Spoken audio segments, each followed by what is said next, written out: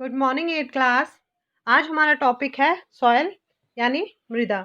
इससे पहले पार्ट में हमने मिटिगेशन टेक्निक्स ऑफ लैंडस्लाइड को डिस्कस किया था, तो आज हम डिस्कस करेंगे सॉइल को यानी मृदा को।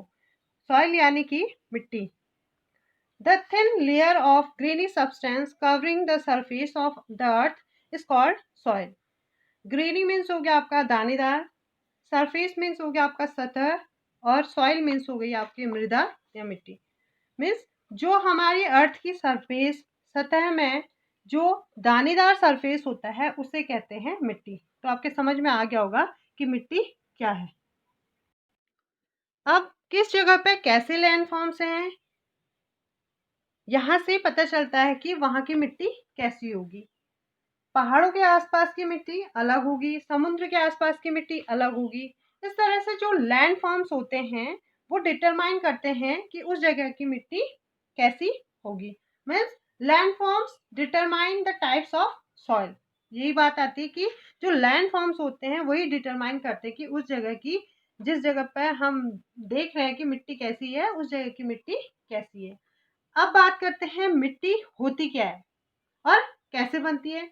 तो जो बड़े बड़े पत्थर होते हैं, चट्टानें होती हैं, कई सालों तक उनमें धूप पड़ती है, वो गर्म होते हैं और ठंडे होते हैं, बारिश को झेलते हैं, उनमें पेड़ पौधे उगाते हैं। आपने देखा होगा पहाड़ों में चट्टानों में पेड़ पौधे उगाते हैं। तो इस वजह से सैकड़ों हजारों सालों के दौरान वो चट्टानें टूटती रहती हैं और उनसे छोटे छोटे टुकड़े निकलते रहते हैं। मीन्स जब उनमें सूर्य का प्रकाश पड़ता है, धूप पड़ती है तो गर्म होते हैं, फिर बारिश होती है, फिर ठंडा होता है तो वो ठंडे होते हैं, और फिर बारिश को भी झेलते हैं और पेड़ पौधे भी उगते हैं। तो इस वजह से वो क्या होते हैं, कई हजार सालों तक के दौरान वो चट्टानें क्या रहती है, टूटती रहती है, उनसे छोटे छोटे टुकड़े निकलते रहते हैं और टूटते टूटते वो और महीन होते जाते हैं।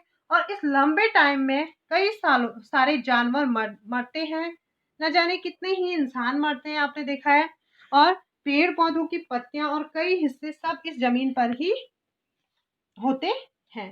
तो इन पत्थरों के छोटे छोटे टुकड़ों के साथ ये ऑर्गेनिक मैटर यानी कि जिनमें कभी लाइफ होती थी, पेड़ पौधों की पत्तियां, इंसान, जानवर, ये सब क्या है, आपके ऑर्गेनिक मैटर है।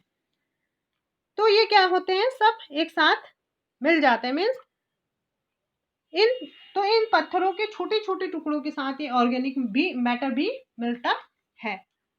तो ये जो मरे हुए इंसान, जानवर, पेड़ पौधों के पार्ट, वो सब ऑर्गेनिक मैटर, और जो महीन कंकड़ पत्थर, जब ये दोनों मिलते हैं, कौन कौन क्या क्या, पत्थरों के छोटे छोटे टुकड़े और ऑर्गेनिक मैटर, ये दोनों जब मिलते हैं तो कई सालों के दौरान ये क्या करते हैं, कई सालों के दौरान या हजारों सालों के दौरान ये धीमे धीमे मिट्टी बनाते हैं। इस पूरी प्रोसेस को वेदरिंग कहते हैं, सॉरी, इस पूरी प्रोसेस को वेदरिंग कहते हैं।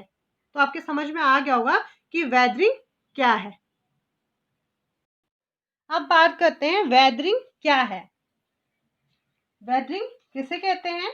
The breaking up and decay of rocks due to temperature changes, frost action, plants, animals and human activities. It takes hundreds of years to make just 1 centimeter of soil. Means आपने देखा होगा कि चट्टानों का टूटना, breaking, और सड़ना, decay. अब ये चट्टानें किस वजह से टूटती हैं और डिके होती हैं?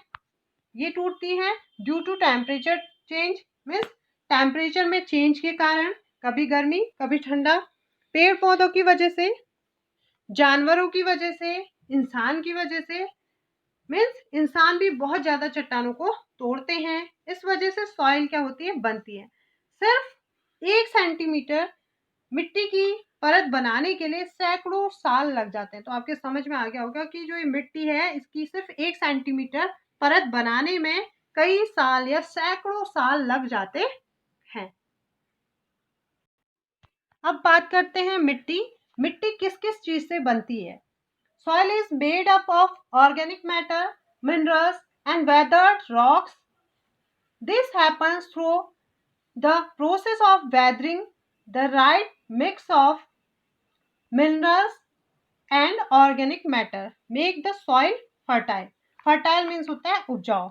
अब देखिए मिट्टी किस किस चीज से बनती है? मिट्टी ऑर्गेनिक मैटर, मिनरल्स और चट्टानों के छोटे छोटे टुकड़ों से मिट्टी बनती है। इस प्रोसेस को वेदरिंग कहते हैं। जब किसी मिट्टी में सही अमाउंट में मिनरल्स होते हैं, मीन्स मिट्टी है जो उसमें अगर सही मात्रा में मिनरल्स होंगे और इसके अलावा सही अमाउंट में क्या होता है? ऑर्गेनिक मैटर का होता है। मीन्स जो दोनों चीजें हैं मिनरल्स और ऑर्गेनिक मैटर का होता है, तो ये चीजें क्या करती हैं? दोनों चीजें इसको क्या बनाती है? सॉइल को, जो मृदा है उसको उपजाऊ बनाती है। तो आपके समझ में आ गया होगा कि मृदा क्या है, गैदरिंग क्या है। तो आज के लिए इतना ही। अगले पार्ट में हम अगला टॉपिक डिस्कस करेंगे। Thank you so much.